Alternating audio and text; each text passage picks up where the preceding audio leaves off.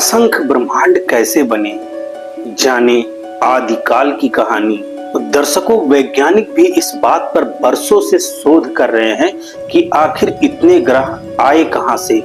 क्या इनको बनाने वाला कोई भगवान है? पृथ्वी पर जीवन की शुरुआत कैसे हुई? इन सभी प्रश्नों का उत्तर वैज्ञानिक बरसों से ढूंढ रहे हैं, पर अभी तक विफल रहे।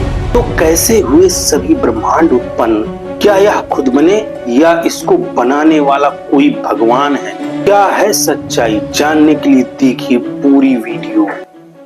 वेदों में प्रमाण मिलता है कि वह परमात्मा जो सर्व सृष्टि बनाने वाले कबीर देव सर्वप्रथम एक कमल के फूल पर विराजमान थे, जिसकी असंख्य पंखुड़ियां थी। वह परमात्मा बहुत समय तक अकेले थे। एक समय उनकी इच्छा हुई कि सृष्टि की रचना की जाए। परमेश्वर कबीर जी ने एक वचन बोले, जिससे 4 लोकों की रचना हुई। अकहलोक, अलखलोक, अगमलोक और सत्यलोक। इन चारों को कबीर परमात्मा ने अजर अविनाशी रूप से रच दिया।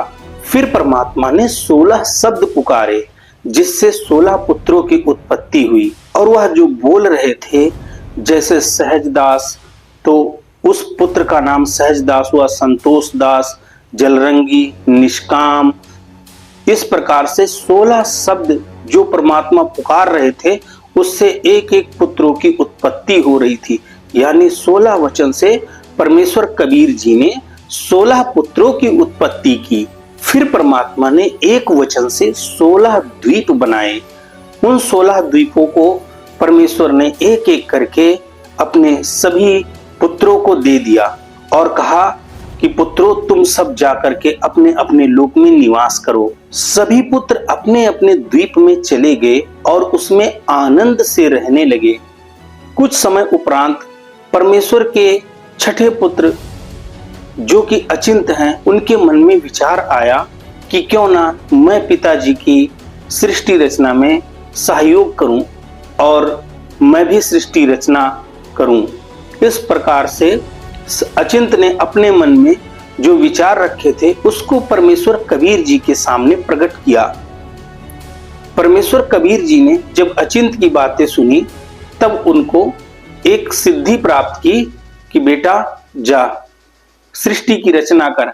इस प्रकार अचिंत ने उस सिद्धि से एक पुत्र उत्पन्न किया, जिसका नाम प्रेमानंद, आगे चल के उसका नाम अक्षर पुरुष हुआ।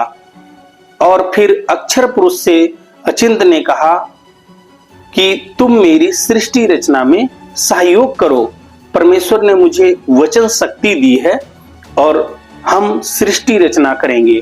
तब अक्षर पुरुष ने कहा कि मैं स्नान करना चाहता हूं, पहले मैं स्नान करूंगा, उसके बाद में हम सृष्टि रचना करेंगे।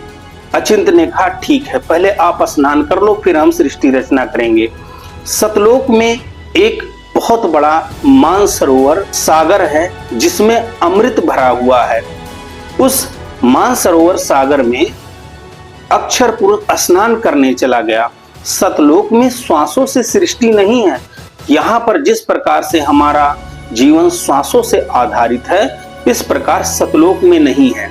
अक्षर पुरुष मानसरोवर पे पहुंचा और उसमें जाकर के स्नान करने लगा। स्नान करते करते उसको इतना आनंद आया कि वह मानसरोवर के अंदर ही सो गया। काफी समय बीत गया। जब अक्षर पुरुष नहीं जागा, तब अचिंत ने देखा कि मैंने तो इसको सृष्टि रचना के लिए अपना सहयोगी बनाया था और यह मानसरोवर में सो गया। अब मैं सृष्टि रचना कैसे करूं? यह विचार करके अक्षर पुरुष ने परमात्मा कबीर जी से अर्ज की कि हे प्रभु, हे पिताजी, अक्षर पुरुष निद्रा में है, यह मानसरोवर में सो गया है और उठ नहीं रहा है। अब मैं सृष्टि रच नहीं पा रहा हूं, कृपया आप दया करें। इस प्रकार से जब अचिंत ने परमात्मा को याद किया, तब परमात्मा मानसरोवर पर प्रकट हुए और अचिंत से कहा कि जाका काम ताहू को साजे और करे तो मूर्ख बाजे। बेटा, जिसका काम जो है वही कर सकता है, अगर और कोई करने की चेष्टा करता है तो वो बेवकूफ ही होता है, और अब तू सृष्टि रचना नहीं रचेगा। आगे से तुझे मैंने ये सिद्धि इसलिए प्राप्त की थी कि ताकि तेरा देखी दाखा और कोई अपने मन में धारणा ना रख ले कि मैं भी सृष्टि रचना करूंगा। इसलिए तेरे भ्रम का निवारण करने के लिए मैंने तुझे ये वचन शक्ति दी थी, और अब तू ये सृष्टि रचना नहीं करेगा। इस प्रकार से परमेश्वर ने अचिंत को चेतावनी दी, और फिर परमात्मा ने मानसरोवर से कुछ जल उठाए और उस जल को एक अंडे में परिवर्तित कर दिया। उस अंडे में परमात्मा ने अपने वचन शक्ति से एक आत्मा को प्रवेश कर दिया। उस अंडे को परमेश्वर कबीर जी ने मानसरोवर के अंदर डाल दिया। वह अंडा साइज में काफी बड़ा था। मानसरोवर में अंडे को परमात्मा ने डाला तो उसकी गड़गड़ाहट होती हुई नीचे गई और अक्षर पुरुष की निद्रा भंग हुई। जब अक्षर पुरुष ने देखा कि तुझे कौन डिस्टर्ब करने आ रहा है, उसकी आंख खुली तो उसके आंखों में कोप था। कोप के कारण उसने अंडे की तरफ देखा, जिस कारण से अंडा दो भाग हो गया और फिर उसमें से क्षर पुरुष निकला, यानी ज्योति निरंजन निकला। तब परमात्मा ने आकाशवाणी की कि ज्योति निरंजन और अक्षर पुरुष तुम लोग बाहर आओ। परमात्मा ने कहा कि अक्षर पुरुष तू निद्रा में सो गया था, तुझे जगाने के लिए ये सब क्रिया करनी पड़ी, और अब तू बाहर आ। अक्षर पुरुष ने जो सतलोक में गलती की थी क्रोध से अंडे को देखने के लिए, उसके लिए भी उसको परमेश्वर ने एक सजा दी थी कि तेरे लोक में भी लोग परिश्रम करके यानी मेहनत करके भोजन को प्राप्त करेंगे। इस प्रकार से उसको एक श्राप दिया था परमात्मा ने। तब परमात्मा ने कहा कि अचिंत, अक्षर पुरुष और क्षर पुरुष तुम तीनों एक लोक में जाकर रहो। वो तीनों एक लोक में जाकर के रहने लगे। उसके बाद परमेश्वर ने हम सभी आत्माओं की रचना कर दी। हम सभी आत्माओं को उत्पन्न कर दिया। चींटी से लेकर हाथी तक, राजा से लेकर रंक तक, सभी को कबीर परमात्मा ने अपने वचन से पैदा किए, और फिर हम सभी को अलग अलग मकान दिए। बहुत बड़े बड़े सतलोक में महल हैं, वहां पर बाग बगीचे हैं, वहां पर फुहारे बहते हैं। इस प्रकार से बहुत सुंदर स्थान है वो। स्वर्ग से लाखों गुना ज्यादा सुख सुविधा सतलोक में है जहां पर हम रहते हैं। परमात्मा ने हम सभी को अलग अलग अपने मकान दिए और वहां पर हमको ठाठ से रहने के लिए आदेश किया। हम सभी वहां बहुत समय तक ठाठ से रह रहे थे, हंसी खुशी से रह रहे थे, किसी से कोई राग द्वेष नहीं था, हर समय प्रेम था, हर समय परमात्मा के भजन की उमंग उठती थी, और वहां पर किसी प्रकार का कोई दुख नहीं था, कोई तकलीफ नहीं थी। इस प्रकार से हम बहुत समय तक वहां रह रहे थे। कुछ समय बाद ज्योति निरंजन के मन में यह ख्याल आया कि मेरे और 16 भाई अलग अलग द्वीपों में रह रहे हैं और हम तीनों एक द्वीप में रह रहे हैं, तो मैं भी परमात्मा से अलग ब्रह्मांड प्राप्त करना चाहता हूं। यह मन में इच्छा रखकर 70 युग तक एक पांव पर खड़े होकर के तप किया। इस प्रकार से जब वह 70 युग तक तप कर रहा था तो हम सभी आत्माएं उसके ऊपर आसक्त हो गए। जिस प्रकार से हम कोई फिल्म देखते हैं तो उसमें हीरो और हीरोइन होती हैं, तो हम उनके ऊपर वो अपनी बनावटी बातें करते हैं, अदाएं दिखाती हैं। वो उनका कुछ समय के लिए होता है, फिर उनका रोल खत्म हो जाता है, वो अपने घर चले जाते हैं, वो अपने घर चले जाते हैं, उसमें कुछ नहीं होता। इसी प्रकार से हमारे अंदर ये रोग लग गया। जब ज्योति निरंजन तप कर रहा था, हम सभी उसको देखने लगे और देखते देखते उसके ऊपर इतना आसक्त हो गए कि हम उसको हृदय से चाहने लगे। परमात्मा कबीर जी ने आकाशवाणी की कि बच्चों, इस नादान की नादानी पर मत देखो, तुम मस्त रहो। तुम यहाँ पर परमात्मा के भरे भंडारे से तुमको सारी चीज मिलती है, तुम इस नादान की नादानी पर मत देखो।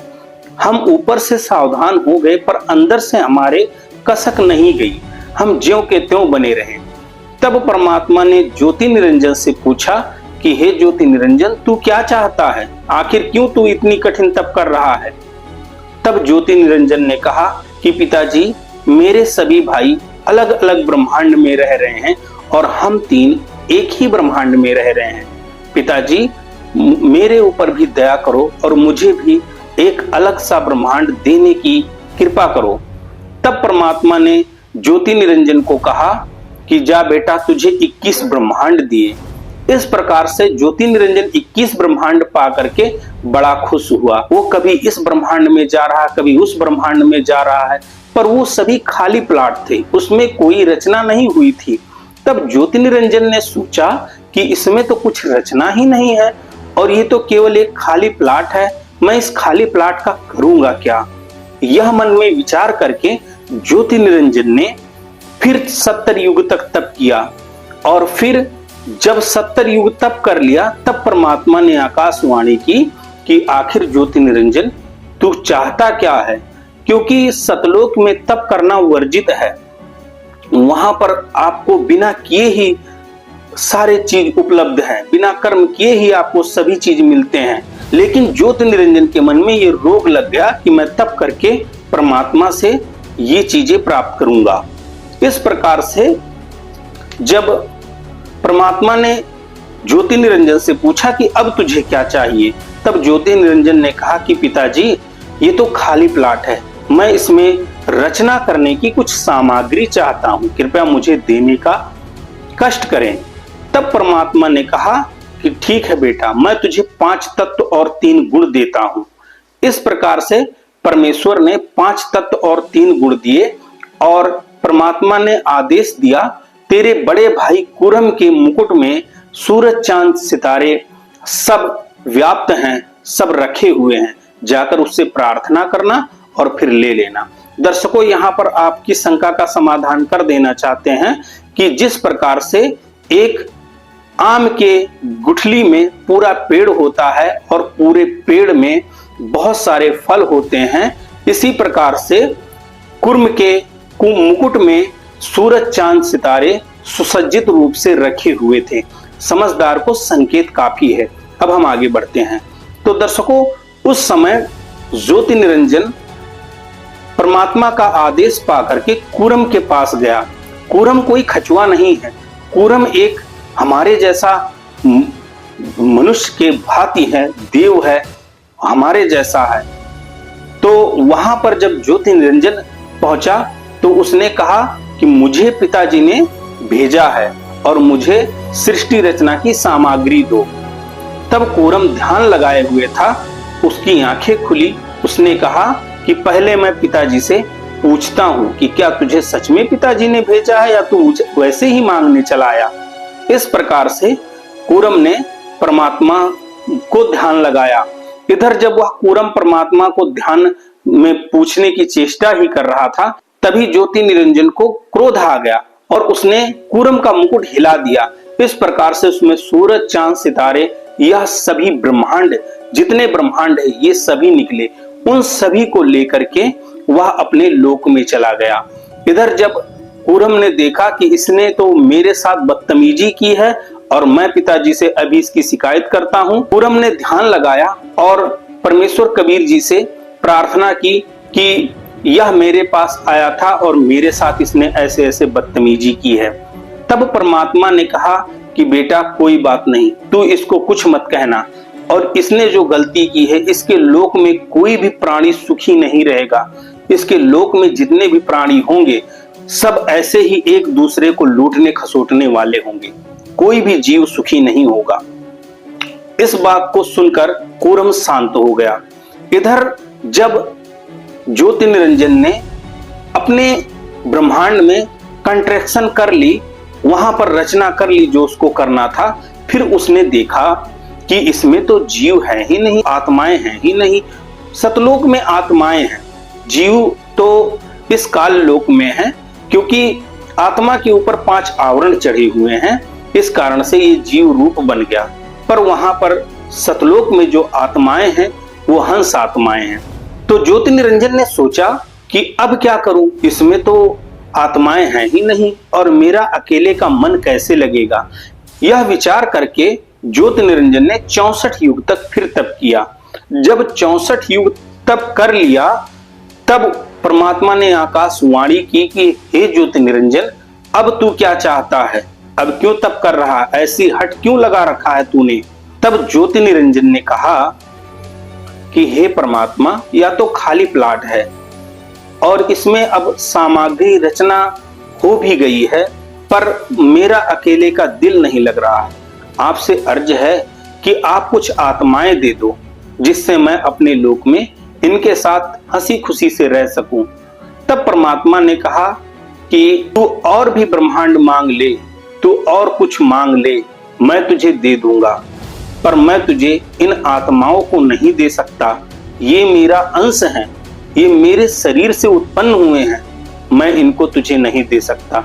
हाँ, एक शर्त पे तुझे दे सकता हूं, अगर कोई स्व इच्छा से तेरे साथ जाना चाहे तो वह स्व इच्छा से जा सकता है, पर मेरे सामने स्वीकृति दिलवानी होगी। यह सुनकर ज्योति निरंजन हमारे पास आया। जो हम सभी आत्माएं आज इस काल के लोक में फंसे हुए हैं, हम सतलोक में रहा करते थे, बहुत ठाठ से रहते थे, तो वह हमारे पास आया। हम पहले ही इसके ऊपर आसक्त थे, जिस प्रकार से हम ये कहते हैं कि ये हमारा फेवरेट हीरो, ये हमारी फेवरेट हीरोइन, इस प्रकार से हम सभी आत्माएं इस ज्योति निरंजन के ऊपर आसक्त हो गए थे, इसको अपना फेवरेट मान बैठे। और इस प्रकार जब वह हमारे पास आया तो उसने कहा कि मैंने ऐसे पिताजी से तप करके 21 ब्रह्मांड प्राप्त किए हैं, और मैंने इसमें दूधों की नदियां बहा रखी है, इसमें हीरे पन्नों के पहाड़ बना रखे हैं, इसमें बहुत सारे सुख सुविधा बना रखे हैं, क्या तुम हमारे साथ चलोगे? अब हम तो पहले ही उसके ऊपर आसक्त थे, तो हमने ये कहा कि जी अगर परमात्मा आज्ञा दे दें तो हम आपके साथ चलेंगे। जबकि परमात्मा कहते हैं कि सतलोक में पहले ही ये सारी चीजें थी, हीरे पन्नों के पहाड़ थे, दूधों की नदियां थी, फलदार वृक्ष थे, सब कुछ पहले ही उपलब्ध था, पर हमारी बुद्धि इतनी ज्यादा खराब हो गई, हम इतने ज्यादा इस ज्योति निरंजन के ऊपर आसक्त हो गए कि हम अपने पिता को त्याग करके और इस ज्योति निरंजन में अपना ध्यान लगा बैठे, और फिर हम परमात्मा के हृदय से उतर गए। तब ज्योति निरंजन ने कहा कि क्या तुम मेरे साथ चलोगे? तब हमने कहा कि अगर हमें परमात्मा आज्ञा दे दें तो हम जरूर चलेंगे। इस प्रकार से ज्योति निरंजन फिर परमात्मा के पास गया और वहां जाकर के सारा हाल बताया। तब परमात्मा ने कहा कि मैं ऐसे नहीं मानूंगा, मेरे सामने सुकृति दिलवा दे, तब मैं मानूंगा। तब परमात्मा हमारे पास आए, हम सभी वहां पर रहते थे, और परमात्मा आकर के बोले कि जो जो ज्योति निरंजन के साथ जाना चाहता है वह स्वीकृति दे। परमात्मा तो पहले ही जानते थे कि हमारे अंदर क्या बुराई आ गई है, हम पतिव्रता पद से गिर चुके हैं, पर परमात्मा अपने सर पे यह भार नहीं रखना चाहते थे, हमको जबरदस्ती नहीं निकालना चाहते थे। इस कारण से परमात्मा ने हमारी इच्छा जानने के लिए हमसे पूछा कि कौन कौन ज्योति निरंजन के साथ जाना चाहता है। तब सभी सुन्न हो गए, किसी ने नहीं बोला, अपने पिता के सामने किसी का हाथ, किसी की बोलती नहीं खुली, सब ने ऐसे नीची गर्दन कर ली। इस प्रकार से जब परमात्मा कबीर जी ने देखा कि कोई बोल नहीं रहा है, तब परमात्मा ने ज्योति निरंजन से कहा कि ज्योति निरंजन, तू क्या कह रहा था कि तेरे साथ कुछ आत्माएं जाने वाली हैं? ये तो कोई बोल ही नहीं रहा है। हम में से एक आत्मा ने सोचा कि कहीं ऐसा ना हो बात बिगड़ जाए और हम ज्योति निरंजन के साथ जा ना पाए। तब उसी भीड़ में से एक आत्मा ने ऐसे हाथ को खड़ा किया कि पिताजी मैं जाना चाहता हूं। इस प्रकार से जब उसने ऐसा किया तो हम सभी ने उसकी देखी दाखा ऐसे हाथ खड़ा कर दिया कि हम जाना चाहते हैं, हम जाना चाहता है। इस प्रकार से संख्यों जीव ने स्वीकृति दे दी कि पिताजी हम इसके साथ जाना चाहते हैं। परमात्मा ने कहा ठीक है ज्योति निरंजन, जिसने जिसने तेरे साथ जाने का स्वीकृति दिया है मैंने उसका नंबर नोट कर लिया है, अब तू अपने लोक में जा और मैं इनको अपने तरीके से भेजूंगा। फिर परमात्मा कबीर जी ने उस आत्मा को बुलाया जिसने सबसे पहले हाथ उठा करके स्वीकृति दी थी। जब वो परमात्मा कबीर जी के पास गया, तब परमात्मा कबीर जी ने अपने वचन शक्ति से उसको एक सुंदर लड़की बना दिया, पर उसको प्रजनन इंद्री नहीं लगाई थी। और फिर उसके अंदर हम सभी आत्माओं को बीज रूप में प्रवेश कर दिया और उसको आशीर्वाद दिया कि बेटी जा, जिसने तेरे साथ जाने की इच्छा व्यक्त की थी, मैंने सभी को तेरे अंदर प्रवेश कर दिया है और तुझे वचन शक्ति दे दी है। तू जितने शब्द बोलेगी उतने आत्माएं उत्पन्न हो जाएंगी। तब परमात्मा ने उस आत्मा का नाम अद्धा माया, आदि माया और प्राकृतिक दुर्गा रखा और उसको कहा कि बेटी जा तू ज्योति निरंजन के पास और वह जितने जीव कहे तू उत्पन्न कर देना, तुझे मैंने वचन शक्ति दे दी है।